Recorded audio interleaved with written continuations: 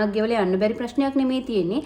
අපි plan කරනවානේ trip එකක්. ඒ trip එක ප්ලෑන් කරද්දී අපි බජට් එකක් හදනවා. ඒ බජට් එකට අනුව තමයි අපි එන්නේ. බජට් එක හදන්නේ ඔයාලගේ අප්ඩේට් කරලා තියෙන රේට්ස් එක්ක. ඉතින් ඔයාලගේ රේන්ජ් වල වෙනසක් වුණාට පස්සේ ඒක අපේ බජට් එකට බලපානවා. ඒ නිසා ප්ලීස් ඔයගොල්ලෝගේ වෙබ්සයිට් එක අප්ඩේට් කරන්න. 2 අපි එක ගෙව්වයි කියලා කියමුකෝ.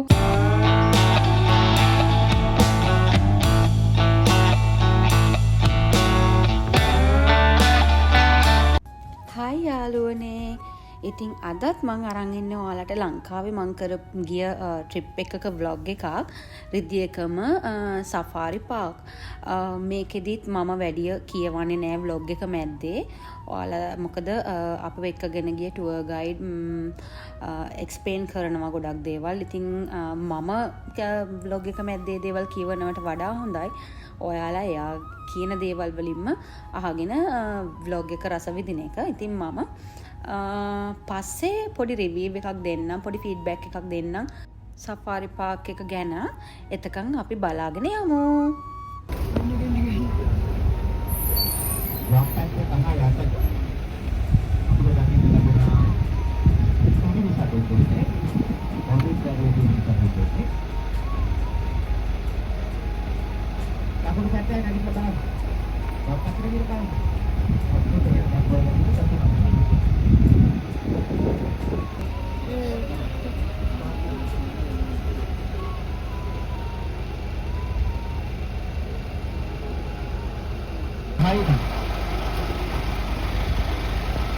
අපිටව මවුලට නෑ ඕනක පවුල්ටයි කියන්නේ නෑ ගඩයන් කරන මවුල් ගමනදී වෙනත් සපෝට් ගඩයන් උදාගෙන කරන තමයි මේ සාමාන්‍ය ගඩයන් වලට ධර්ම සිංහයට ගඩයන් කොහොමද උදාගෙන කරන්නේ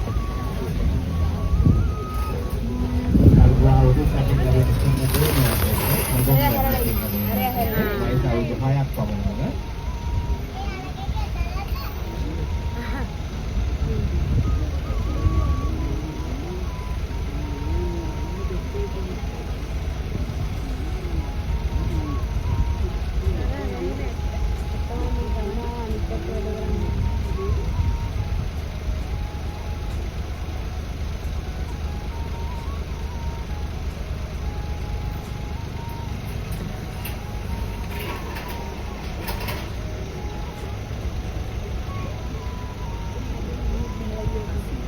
හායි අල්ලගෙන සයිකල බලන්න ඕන එළියට බහලා.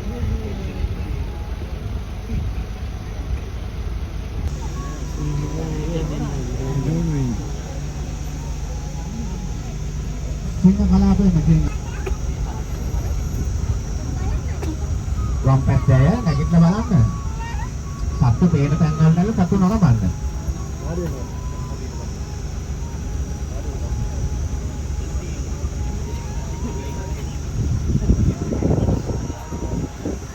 ලැබෙන සදිසදේ ඒ දකින්න කැලෑස්සයා අස්සපවුලේ මුල්ම සමාජිකයා තමයි කැලෑස්සයා. ඊට අමතරව අලු පාටින් කළු පාටින් දකින්න ලැබෙන්නේ අස්සපවුලේ පහළම සමාජිකයා අපේ දකුණු පැත්තේ බෝරුවා.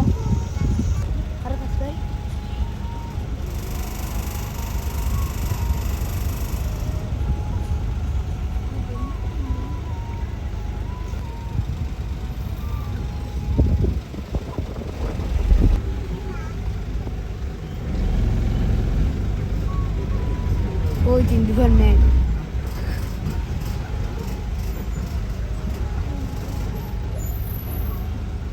दस बार बैठी है हाँ 10 बार बैठी नहीं अतने नहीं अरे अतने गहा को नहीं हिटी अरे गागा पगे थी इतने मैं गहानी सा बेन अरे अरे हाँ नहीं मोड़ा रे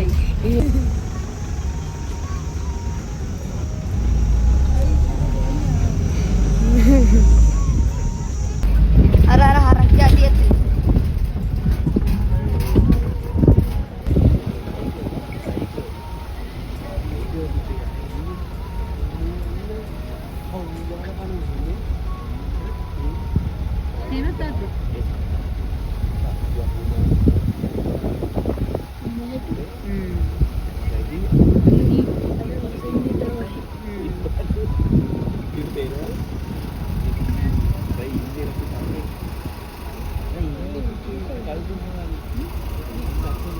පැය 18ක් නිදා ගන්නවා මෙතන.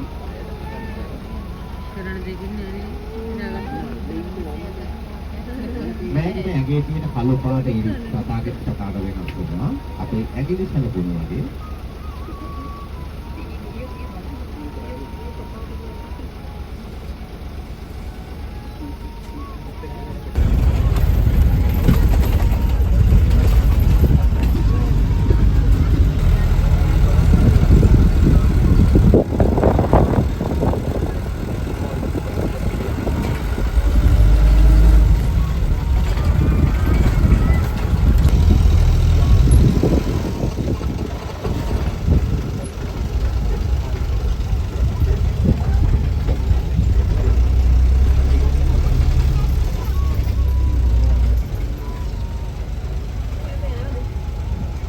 අපි දකින්නේ ආසියානු වලේ නැත්නම් ලංකාවේ වලේ මෙයාගේ හැම කළු පාටයි හැම ඉරලි ස්වභාවය ඇදී පාද හතරට සමානයි. උසම ස්ථානයේ වෙන්න පිටපොළ විස නැත්නම් අනිත් ප්‍රදේශයේ දෙකට බෙදෙනවා. යටිදොල අපිට පැහැදිලිව දකින්න ලැබෙනවා. ආවේ වැඩි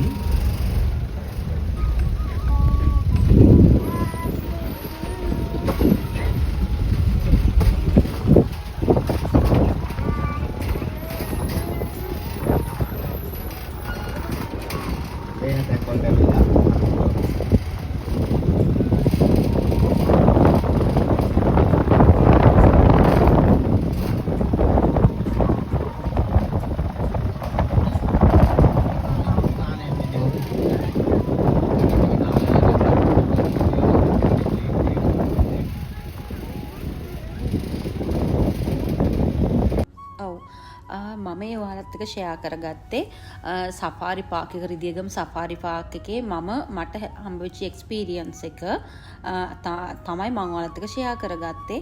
මේකේ මට බෑඩ් එක්ස්පීරියන්ස් උත් තියෙනවා, ඒ වගේම ගුඩ් එක්ස්පීරියන්ස් උත් තියෙනවා. ගොඩක්ම මේ අද මට කියන්න තියෙන්නේ මං ගිය ට්‍රිප් වලින් පොඩ්ඩක් ඩිසපොයින්ටඩ් එක්ස්පීරියන්ස් ටිකක් ගැන තමයි. ඒක මං කරගත්ත සමහර වැරදි සහ මට එතනට ගියාට පස්සේ අත්විඳින්න වෙච්ච වැරදි. ඒ ගැන මේ vlog එක අවසානයේදී මම රිවිව් කරලා තියෙනවා. අපි ඒකෙදි හම්බ වෙමු. Hi guys, මම කිව්වා අන්තිමටම ඔයාලට මම රිදියගම සෆාරි පාක් එකේදී මට රිවිව් එකක් දෙන්න තියෙනවා කියලා මගේ පර්සනල් එක්ස්පීරියන්ස් එකයි. එතනදී මම ගත්ත මගේ එක්ස්පීරියන්ස් එකත් එක්ක මම ඔයාලට රිවිව් එකක් දෙනවයි කියලා කිව්වා. ඉතින් මම ඒක තමයි දැන් කරන්න යන්නේ. මම රිදියගම සෆාරි පාක් එකට යනවා කියලා තීරණය කරන්න කලින් ඒගොල්ලන්ගේ වෙබ්සයිට් එකේ චෙක් කරලා බැලුවා prices තිබුණේ adult 300යි kids range එක 150යි තිබුණේ. Guys, if this is a government handling organization, please update your website. මොකද අපි මොනවහරි දෙයක් ප්ලෑන් කරන්න කලින් vlogs check කරලා ඒ දේවල් බලලා reviews check කරලා ඔයගොල්ලෝගේ website වලට ගිහිල්ලා තමයි අපේ trip එක plan කරන්නේ. ඉතින් please update your website. This is my humble request. Because when I went there and when I'm going to pay, adult price was 590 dirham. Yeah, sorry, not dirhams. 590 rupees. And kids range, I hope, like I remember, it's 200 something like that. Mama kiyanne oyala මේක government රජෙන් කරන organisation එක. ඔගොල්ලොන්ගේ update Range එක දාන්න 500 ගාණක් ගෙවලා යන්න බැරි ප්‍රශ්නයක් නෙමෙයි තියෙන්නේ. අපි ප්ලෑන් කරනවානේ ට්‍රිප් එකක්. ඒ ට්‍රිප් එක ප්ලෑන් කරද්දී අපේ බජට් එකක් හදනවා. ඒ බජට් එකට අනුව තමයි අපි එන්නේ. බජට් එක හදන්නේ ඔයාලගේ අප්ඩේට් කරලා තියෙන රේට්ස් එක්ක. ඉතින් ඔයාලගේ රේන්ජ් වල වෙනසක් වුණාට පස්සේ ඒක අපේ බජට් එකට බලපානවා. ඒ නිසා ප්ලීස් ඔයගොල්ලෝගේ වෙබ්සයිට් එක අප්ඩේට් කරන්න. දෙක අපි එක ගෙව්වයි කියලා කියමුකෝ.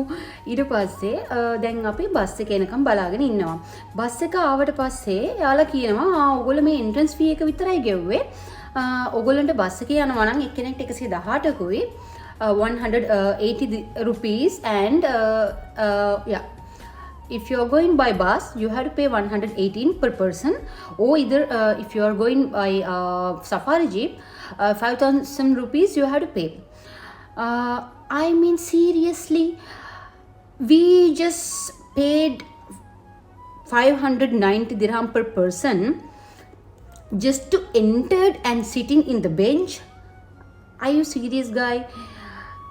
Don't do like this kind of like a shitty business. You are earning money from the people, and like this it's not actually good way. That is what I felt. It's okay. And මොකද්ද කියලා කියන්නේ, දැන් අපි 590ක් ගෙවුවානේ. 590ක් එක්කෙනෙක්ට ගෙවලා අපි එතන පොඩි වාඩි වෙලා ඉන්න තියෙනවා බෙන්චස් වගේක්. ඒ එතනට වෙලා වාඩි වෙලා ඉන්නවා. ඊට පස්සේ බස් එක ආවහම පස්සේ කියනවා බස් එකේ යන්න නම් 118ක් ගෙවන්න ඕනේ කෙනෙක්ට, නැත්නම් 5000ක් ගෙවන්න ඕනේ කියලා ජීප් එකට. හරි. අපි ඒක ගෙවුවයි කියලා කියමුකෝ. මං අහන්නේ අර බෙන්ච් වල වාඩි වෙලා ඉන්න විතරක්ද අපි අර 590 ගෙව්වේ? විහිළු කරන්න එපා. ඕගොල්ලෝ එහෙම ගාණක් ගත්තා නම් ඒකට මොකක් හරි හේතුවක් තියෙනවා. මොකද බෙන්ච් වල වාඩි වෙන්න 590ක් ගෙවන්න ඕනේ නැහැ නේ. අපි ගෙවලත් පුටු මේස තියෙනවා. ගිහලා වාඩිලා ඉන්න පුළුවන්. එතකොට තියෙන ඒ වගේ අර අසාධාරණ විදිහට සල්ලි හම්බ කරන්න එපා. අපි කොහොම හරි බස් එකේ යන්න කියලා ඒ 118ක් ගෙවලා අපි බස් එකේ ගියා.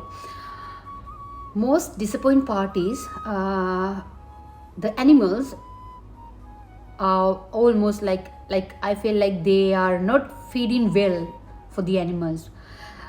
මොකද යාළුවා ගොඩාක් මහන්සි, එතකොට tired, එතකොට ඒගොල්ලන්ට කන්න බොන්න දෙන්නේ නැහැ වගේ අන්න එහෙම හැඟීමක් තමයි මට දැනෙන්නේ. මොකද යාළුවා හරිම ඔත්තෑනි, එතකොට හරිම කෙට්ටු, නිකන් පෘෂ්ටිමත් නැහැ. සිංහයෝ එහෙම ගත්තාම හරිම මේ කන්න බොන්න නැති අර කෙට්ටු වෙච්ච කිසිම ඇක්ටිව් ගතියක් නැති සිංහයෝ කොටි එහෙම තමයි හිටුවේ. කොටස් 4ක් තිබුණා. මුලින් මේක මම කියන්නම්කෝ. කොටස් 4ෙදී සිංහයන්ගේ කොටස වෙනමයි, ව්‍යාග්‍රයන්ගේ කොටස වෙනමයි. එතකොට මේ අර අශ්වයන්ගේ, එතකොට මොකද්ද හරක් ඒගොල්ලෝගේ කියන්නේ හරක් ගෝන්නු ඒගොල්ලෝගේ කියන්නේ ශීරපායි සත්යන්ගේ කොටස වෙනමයි. ආයිම අලියොන්ට වෙනම කොටසකුයි තිබුණා. ඔක්කොම බලාගෙන ගියා. අර මොකද්ද අපි එකගෙන ගිය බස් එකේ ගයිඩ් ටුවර් ගයිඩ් එයා ගොඩාක් හොඳට එක්ස්ප්ලেইন කරා. එයාගේ ජොබ් එක හරියටම කරනවා. පැහැදිලිව පිළිවෙලට කරනවා. හැබැයි ඕගොල්ලෝ වෙල් මේන්ටඩ් පාර්ට් එක අන්තිම සවුතුයි. ඒ කියන්නේ කියන්න ඕනේ නිකන් කැලෑවක් මැද්දට සත්තු ටිකක් අතෑරලා දාලා කන්න බොන්නවත් දෙන්නේ නැතුව තියන්නේ පවාලා හොඳට හම්බ කරනවානේ.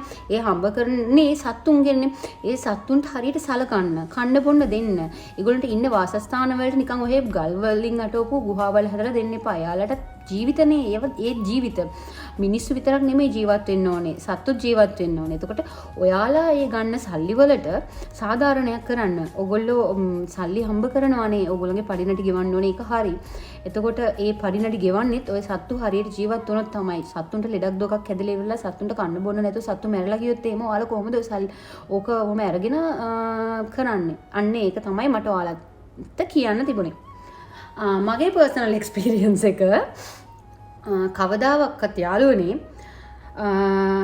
මේ වගේ දෙයක්, ඒ කියන්නේ මේ වගේ ඇඩ්වෙන්චර් එකක්, මේ වගේ වයිල්ඩ් ලයිෆ් සිටුේෂන් එකක්, ඒ වගේ එක්ස්පීරියන්ස් එකක් ගන්න කැමති නැති කෙනෙක්ව ඔයාගේ නෑදෑයෝ වේවා, ඔයාගේ හොඳම යාළුවෝ වේවා, එයාලව එක්කන් යන්න එපා. හේතුව ඔයාලා සමහර විට රට ගිහිල්ලා හරි මහන්සියෙන් හම්බ කරපු සල්ලි හරි වියදම් කරලා ඔය වගේ එක්ස්පීරියන්ස් එකක් ගන්න යන්නේ අවුරුද්දකට එකපාරක් වෙන්න පුළුවන්, මාස 6කට එකපාරක් වෙන්න පුළුවන්, අවුරුදු 2කට එකපාරක් වෙනවා. මම නම් අවුරුදු 2කට එකපාරක් තමයි ඔය ලංකාවට ඇවිල්ලා ඒ ට්‍රිප් එක දාගත්තේ. ඉතින් අර එහෙම ට්‍රිප් එකක් දාගෙන ඔයාගේ යාළුවෝ පව් යාලට කොහෙවත් යන්න විදියක් නැහැ. ඒ හින්දා මම එයාලව එක්කන් යන්න ඕනේ කියලා ට්‍රිප් එක එක්කන් ගිහිල්ලා අන්තිමේදී එයාලා ඒක ඒ එක්ස්පීරියන්ස් එක හරි විදියට ගත්තේ නැත්නම් ඒක ඔයාටත් කරදරයක් වෙන්න පුළුවන්.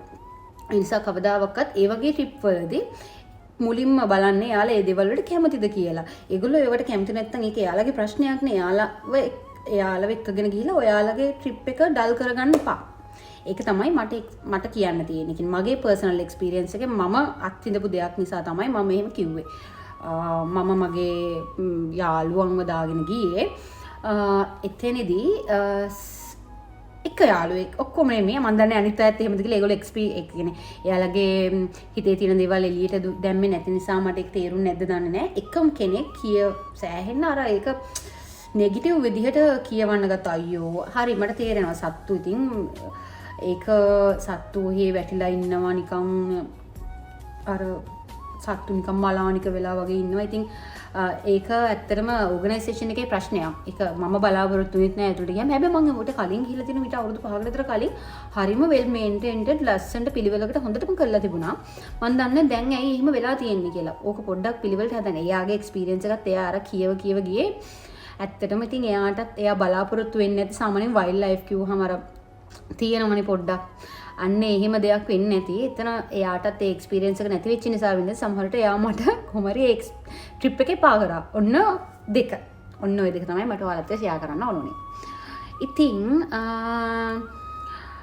මේ බ්ලොග් එකේදී මම විනෝද වුණා නැත්තේ නැහැ. ටිකක් අර අන්දන්නේ ටිකක් අවුල් වගේ මට මේ ට්‍රිප් එක චුට්ටක් විතර මම ඩිසපොයින්ටඩ් වුණා. ඔන්න ඔය කාරණා දෙක නිසා. ඉතින් මම ඒ නිසා මගේ පර්සනල් එක්ස්පීරියන්ස් එක ඔයගොල්ලොත් එක්ක ෂෙයා කරගත්තේ. ආයිමත් අලුත් vlog එකකින් හම්බ වෙනකම් මං හිතනවා ඊළඟ vlog එකේදී නම් මේ වගේ දේවල් මම කියන එකක් නැති වෙයි කියලා. ආයෙ අලුතෙන් vlog එකක් අරගෙන එනකම් සතුටින් ඉන්න පරිස්සමෙන් ඉන්න ආදරේ.